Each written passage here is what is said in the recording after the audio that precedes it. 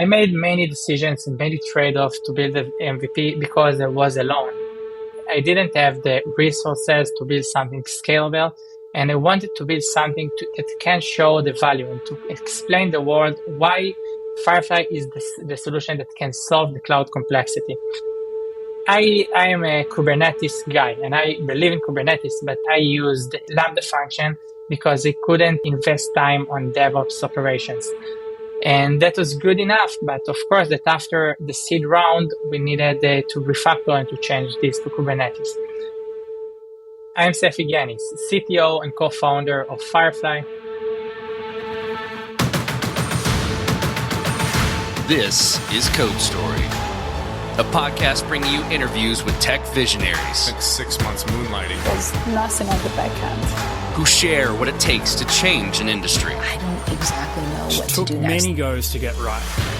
Who built the teams that have their back. Company is its people. The teams help each other achieve. I was proud of her team.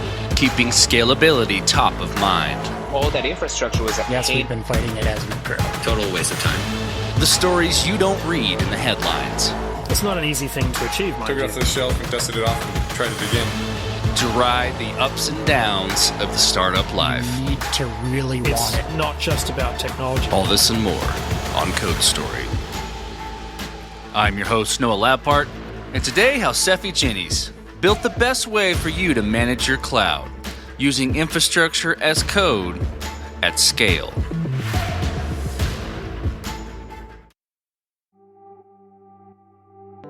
Sefi Jennies lives in Tel Aviv and started in with technology early on in his life, maintaining the school website when he was younger.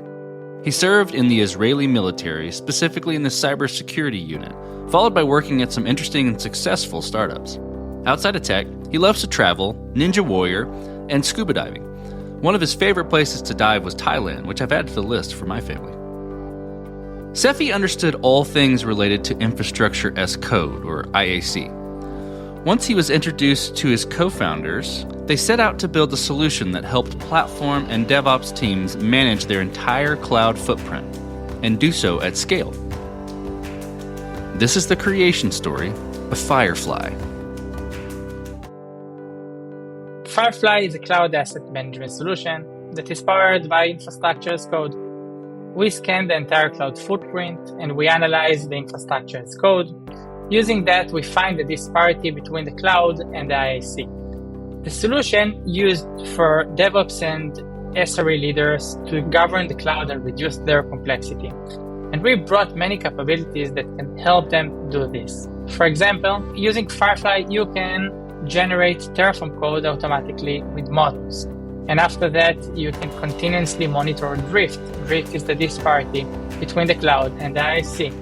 And our drift detection also contain context. It means who made it, when, how, and we can also fix drifts. You can also track changes in the cloud. Doesn't matter if somebody changed the resource manually or changed it through the CI/CD. And for Firefly adopted OPA, Open Policy Agent, great open source tool for a policy enforcement solution. And we created pre-made rules for FinOps, SecOps, and vulnerability. Using that, we help DevOps teams to enhance the security, to help with FinOps stuff. It's really powerful and useful. I used to work with cloud complexity, and I worked with companies that used to work with cloud complexity. And I understood the pains related to IAC. And I talked with Zohar Alon, my former CEO at Domain Security, about my research, and he made introduction between me and Idon Nieman, my CEO in Firefly. Together, we decided to build the company together, and we started to talk with design partners and potential customers. And one of them was the VP of infrastructure at Aqua Security, Eran Bibi. He understood the problem that we solved, and he found Firefly as something very big. That's why he decided to leave Aqua and to join Firefly as a third co-founder. And since then, we are Firefly, and we are here to solve the cloud complexity. Let's dive into the MVP, so that first product you built. How long did it take to build, and what sort of tools did you use to bring it to life? It took me around 2 months to build the first MVP. The first MVP fetches few types of resources in AWS. And I also built a mechanism that can generate Terraform code and detect drifts.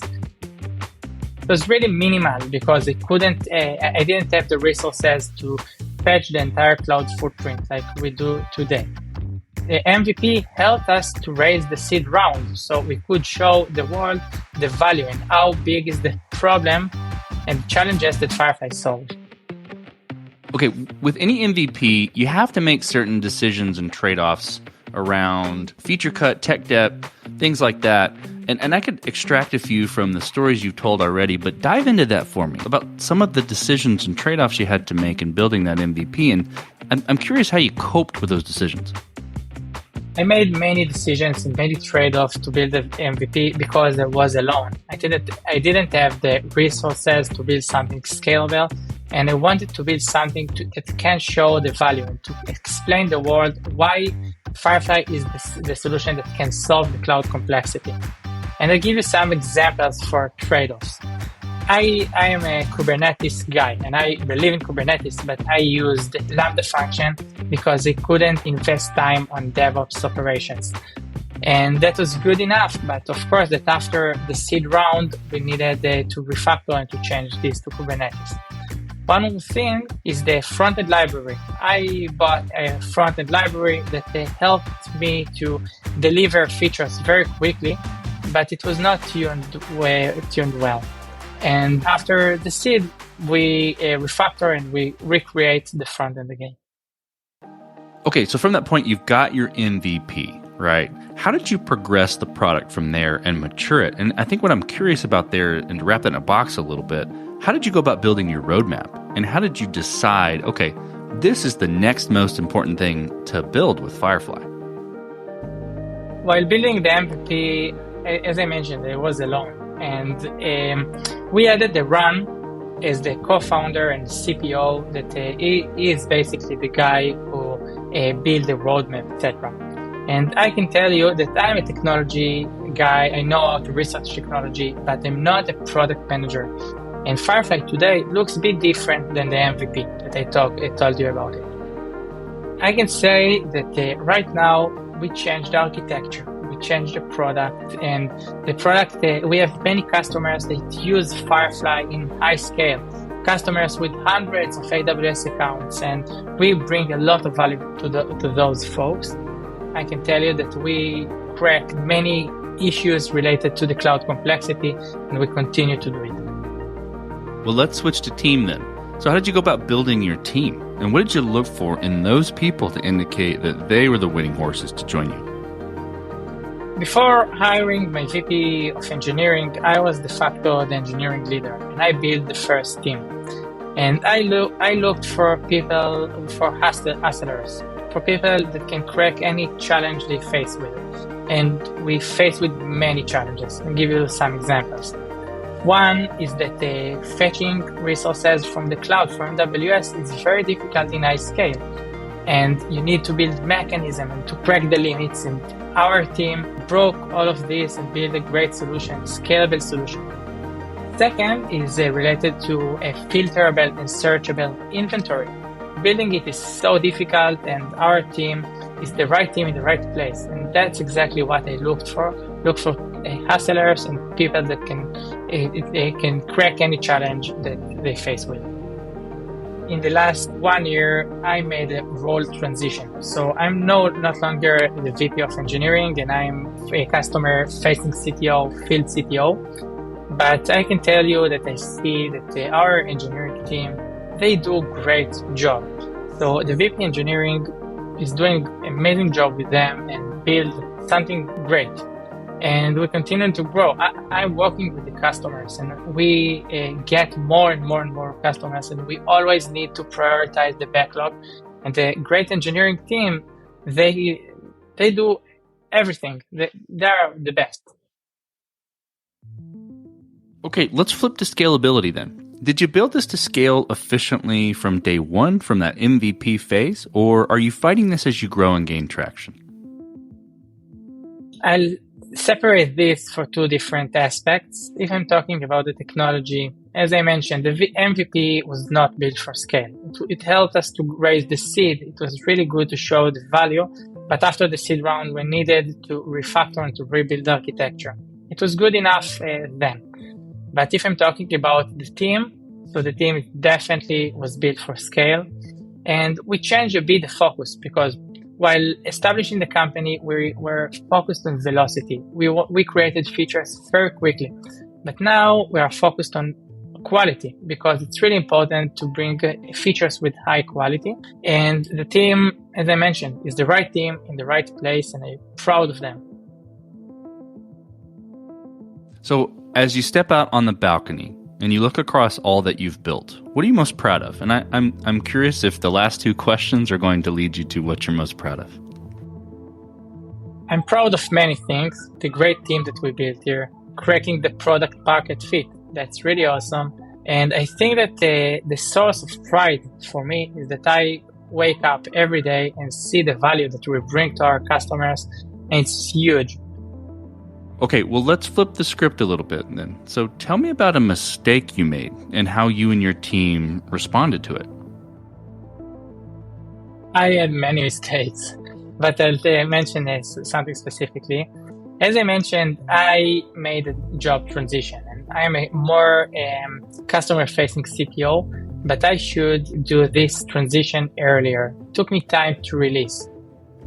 But we hired great engineers, great architects, and I think that Firefly needs me in the field, needs me to show the world the value of this product and to be focused with customers, and that's my main focus today. But my mistake is that I should do it before.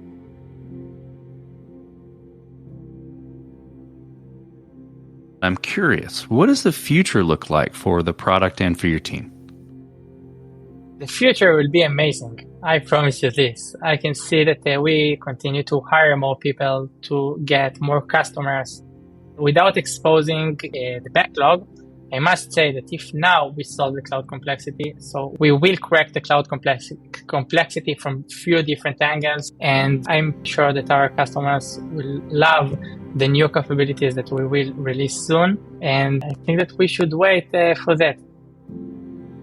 Let's switch to you, Sefi. Who influences the way that you work? Name someone or many someones or something that you look up to and why.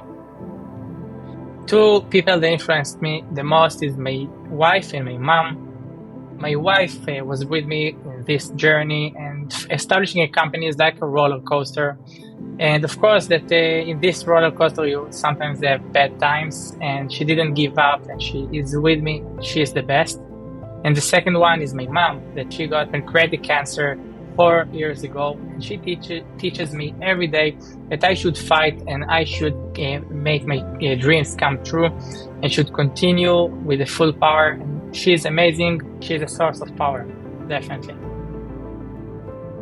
So, okay, we talked about a mistake, but a little bit different spin. If you could go back to the beginning, what would you do different? Or where would you consider taking a different approach? It doesn't have to be a mistake. It could have been something that worked, but maybe you tweak it a little bit. I know that it sounded cliche, but I wouldn't change anything. That's part of the journey, in my opinion. I made many mistakes. I got great decisions, but without this, Firefly would not exist like it is today. So I wouldn't change anything. Okay, Sefi, last question. So you're getting on a plane, and you're sitting next to a young entrepreneur who's built the next big thing. They're jazzed about it. They can't wait to show it off to the world, and can't wait to show it off to you right there on the plane. What advice do you give that person, having gone down this road a bit? I meet many entrepreneurs, and I have a few advices for them. First, you should read the mom test book, because asking questions without bias is the key, and it's really important for you to understand the pains of your prospects. And I'll give you some examples. If now I'm telling you about my idea and then asking you, do you love it? So it's not a good question, but I should ask you questions without bias, like how often, when was the last time you did it, etc. Yes, the mom test has been recommended many times on this show. Second, establishing a company, co-founding team is like a marriage, and you need to know who you get married with. And that's, in my opinion, the most important decision to take. And the team is the most important part of the company. Third, I talk with many entrepreneurs, and you should understand why you do this. Establishing a company is complex, difficult, so you need to understand that you decide from the right reasons. Unfortunately, not all entrepreneurs establishing companies from the right reasons. All great pieces of advice. Well, Sefi, thank you for being on the show today, and thank you for telling the creation story of Firefly. Thank you very much for having me. And this concludes another chapter of Code Story. Code Story is hosted and produced by Noah Labhart. Be sure to subscribe on Apple Podcasts, Spotify, or the podcasting app of your choice. And when you get a chance, leave us a review. Both things help us out tremendously. And thanks again for listening.